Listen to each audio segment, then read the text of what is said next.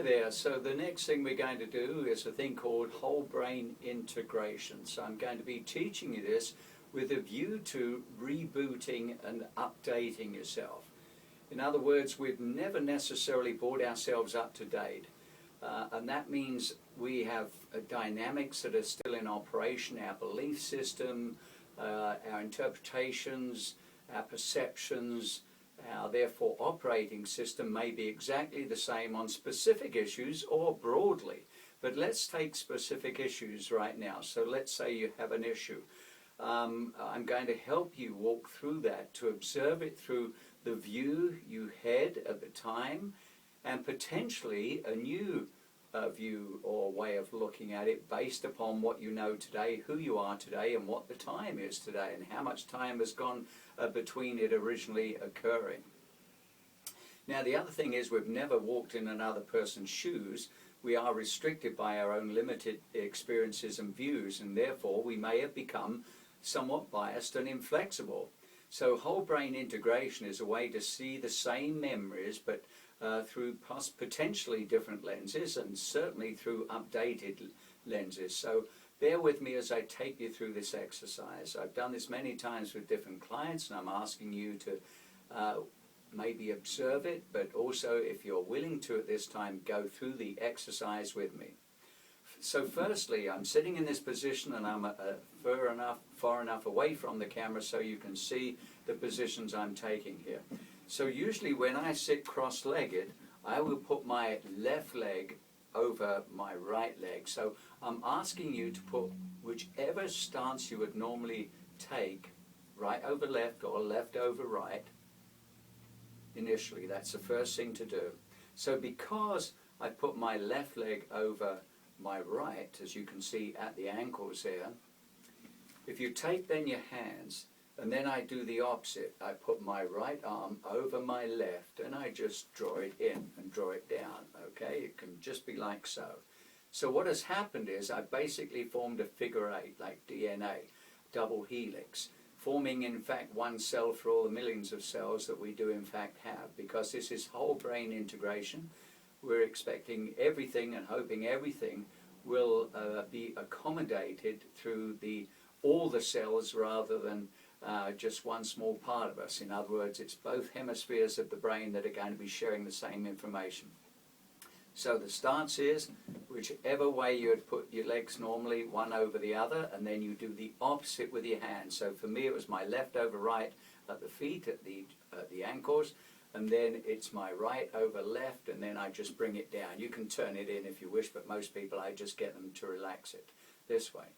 And then I would ask you to sit in that position, and then identify the issue, and hopefully you've already done that anyway. You've identified a specific issue or memory that you're going to take a look at. And so I'm going to ask you then, once you've identified the particular issue, and it can be anything from any time in your life, observe it through the lens as it was then. In other words, close your eyes and just watch that issue unfold, or that thought that you have, or that belief that you have. So it can be a memory, it can be a belief, it can be an incident of any sort. Just observe it, if you would, and take a moment, and that can be maybe even a minute or two. So once you've done that, then I would ask that you relax for a moment, and then you do the exact opposite. You reverse your feet and you reverse your hands. So for me, for instance, it's now my right foot over the left, and now it's my left hand over the right. I go into this position, and then allow yourself, once you're in the reverse position, to now see the same incident, but putting your attention on what you know today. So you're looking at it through a present lens, with all your wisdom, knowledge, and experience as you know things to be today.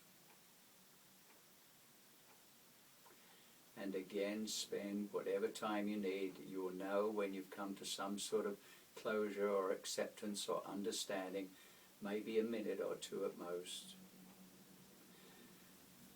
And once you've done that, just allow yourself to relax and notice how things are different. What are the differences between those two purviews? Looking at it as it seemed to be for you then, and looking at it from the point of view as to how you know it to be now. So please note those things, and you can do that on any amount of things. You can also do it through looking through the lens of others. In other words, let's say you had issues with a partner or a parent historically sometime in the past, or anybody in fact, but someone you know reasonably well, the way they normally respond to things, react to things, or their personality, you've known them for some time.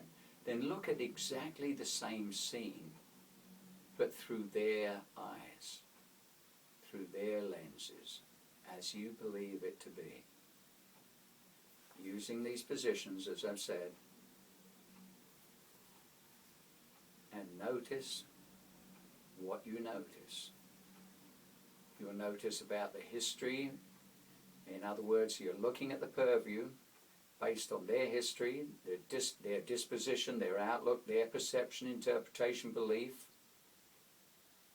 And again, once you've done that, note any differences, because what you'll find is that truth is in fact a moving target, that you may see things in a totally different light, and things may lighten up literally for you. You may be able to release and let go and disperse of things that have been hanging around for a long, long time.